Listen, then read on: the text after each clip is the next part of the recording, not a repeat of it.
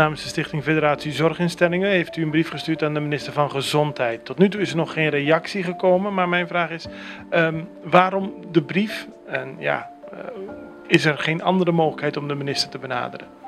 Oké, we hebben een brief gestuurd doordat vorige week de minister een paar uitlatingen heeft gedaan in de media die volgens ons niet kloppen.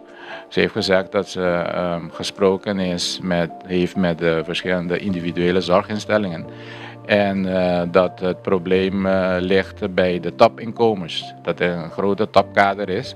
En aan de andere kant heeft ze wel gezegd dat de subsidies zijn verlaagd. Maar dat er op dit moment geen geld is en dat we voor geld moeten de minister van Financiën moeten benaderen. Maar u gaat niet de minister van Financiën benaderen, want u wil met de minister van Gezondheid praten. En is er sprake van topinkomens? In dit geval helemaal niet. Daarom verbazen wij ons over die uitlating dat het probleem van de organisaties ligt bij de topinkomens. En wij hebben helemaal geen topinkomens. En we hebben de minister van Financiën ook niet benaderd, want je hoort hem vaak zeggen dat het probleem moet worden opgelost door de minister van GMN. Ja. Dus de ene stuurt je naar de andere, dus van de kast naar de muur. Hoe komt het dat u geen gesprek heeft gehad in de afgelopen periode met de minister van Gezondheid? Of hoe lang is het geleden dat u met haar gesproken heeft? We hebben met haar gezamenlijk, niet met haar, maar met haar beleidsmedewerkers, hebben we in januari en februari gesproken. Toen hebben ze gevraagd om alle jaarrekeningen te sturen van de 2 laatste jaren. En die hebben we allemaal gestuurd in februari, begin februari.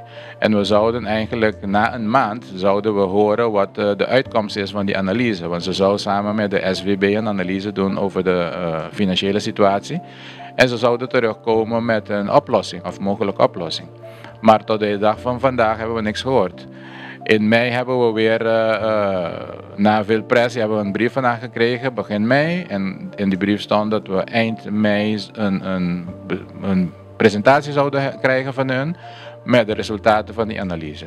Maar we zitten al in juli en nog steeds hebben we die presentatie niet gekregen en niks meer van haar gehoord. En de financiële situatie is er niet beter op geworden? Niet beter op geworden. De gasoline die stijgt elke maand. Je weet dus, de financiële situatie is erger elke maand. Dus we zijn er zeker niet beter van geworden. En wat betekent dat voor de zorginstellingen? Dat betekent dat verschillende van de zorginstellingen op een bepaald moment niet verder de diensten kunnen leveren dat ze dat nu doen. Er is een van de zorginstellingen die heeft een afdeling gesloten.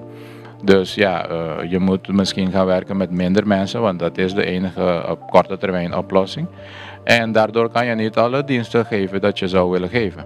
Maar daarvoor moet wel duidelijkheid komen, daarvoor moet wel overleg komen. En daarom willen jullie graag dat de minister daadwerkelijk met jullie overlegt? Ja, dat moet zeker, want de overheid koopt zorg in bij ons. Ja. Dus als zij ons zeggen, we hebben zoveel geld beschikbaar voor de zorg, dan moeten zij aan ons aangeven welke zorg ze willen en welke niet. Want je moet op een bepaald moment keuzes maken. Want je kan niet alles blijven geven met het beschikbare geld. Maar die gesprek krijgen we niet. En dat is het probleem. We moeten aan tafel zitten en gewoon afspreken, duidelijke afspraken maken. Of de tarieven verhogen.